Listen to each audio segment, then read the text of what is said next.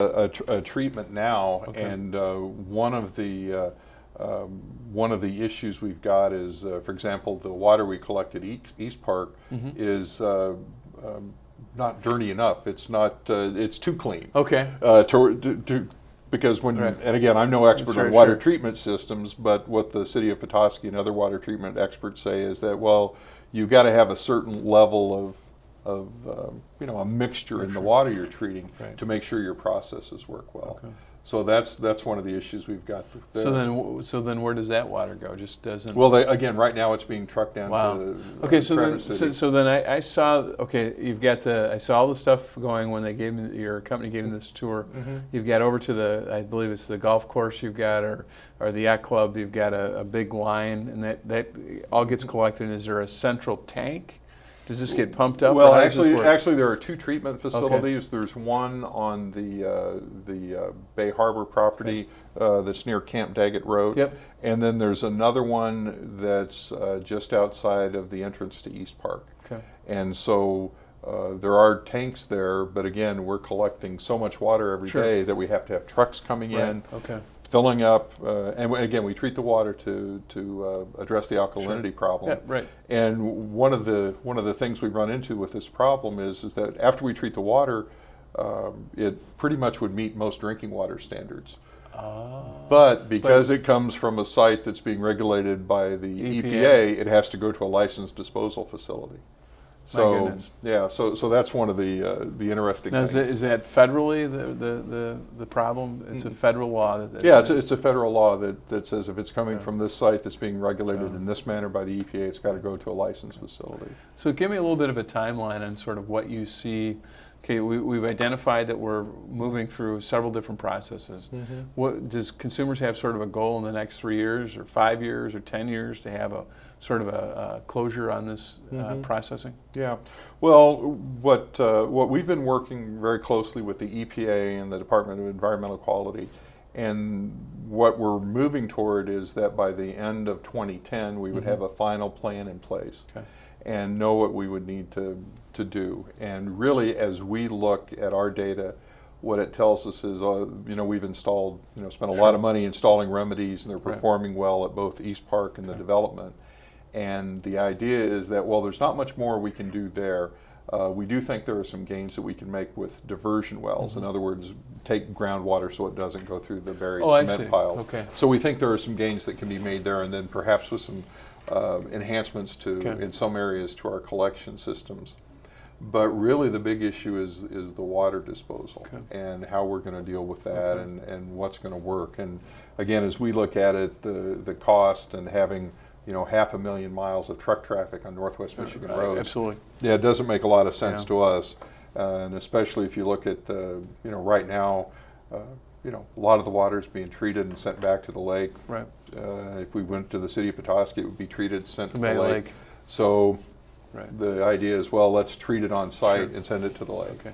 So then the springs are natural occurring springs that are part of the reason why you get to it. Because I was just in my mind trying to figure out the rain issue with 300,000, but and daily, just because you're close to a lake, you've got natural springs that actually then drain into the system. Yeah, and it's probably an oversimplification, but the reason the quarry and the cement plant were there was because there was a lot of limestone. Right.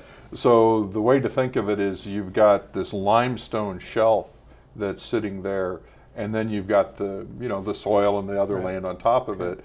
So you've got the cement piles that are there, they're buried, and then you have the water that's naturally, gravity rules, and it's heading toward the lake, so it's going to go through those piles. So yeah, in some cases we do have underground springs at the bottom. Amazing. Yeah, so I mean, we've spent a lot of money to try to figure out what's going on there. Now, how is there a website, or is there ways that consumers is communicating with the citizens of Emmett County? Yes, sir. We've been doing a quarterly update publication that we've been putting in the Petoskey News Review and the Charlevoix Courier. We've also been running some ads, and we've got some running right now. But we also have a website, protectingourbay.org.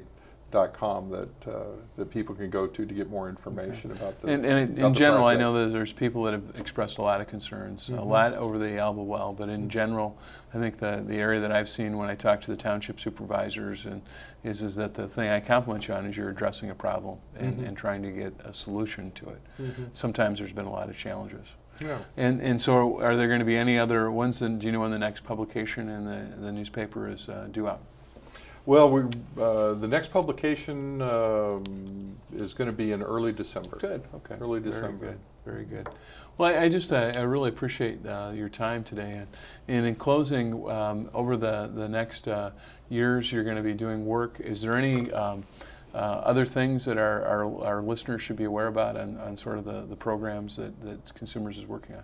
Oh, on the utility side? Utility or yeah, anything. on Consumers Energy, I think the some technology that's coming that's very exciting is we're doing smart meters. Really? We're doing a smart meter project, and that is going to be rolling out, and customers are going to see that over the next 4 or 5 years. Okay. And what they're going to see is that they're going to have a meter that on the side of their house that instead of just recording their use and we send somebody out to read it once a month, would send us back very detailed information about how much information Jeff is using at his house.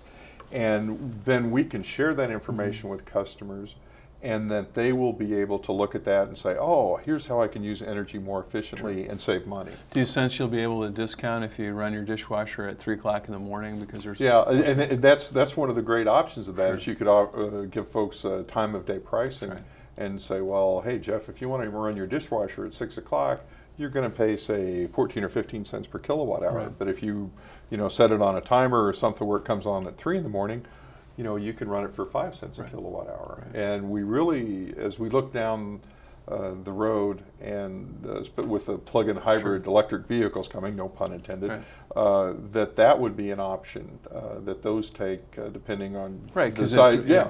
At midnight, you're not going to be using as much electricity. Yeah, so exactly right. So yeah, that would be great to have folks be able to plug those in, and we're talking to Ford and the other car makers with the idea that. The vehicles would be set up to be plugged in, and they would alert their smart meter, hey, plug-in hybrid here needs to be recharged. And okay, at 10 o'clock, we'll start the charging process. So the technology is fascinating, and it's really coming. And then I know we passed, working with your company, the ability of people to use solar then to feed it back into the system, I think up to about 2% of the entire system. And so that'll also be part of that whole program. Yeah, I mean, we've got programs out there right now where customers can install solar systems, and if they have excess power, they can sell it back to us. We're also we're planning to spend $1.3 billion on wind farms. Oh my goodness. And have that because we're already the largest supplier of renewable energy in the state of Michigan. That 4% of the power that we supply to customers today comes from renewable energy. And so with the new energy law and the new 10% standard, we're working to meet that. Well, the Hennepin Dam is a great place to go bird hunting. Ah, okay. Very good. Well, this concludes Northern Michigan Update. If you need to get in touch with our office, please look at the address and information listed below. Jeff, thank you very much. Oh, well, thank you for having me. Have a great day. You too.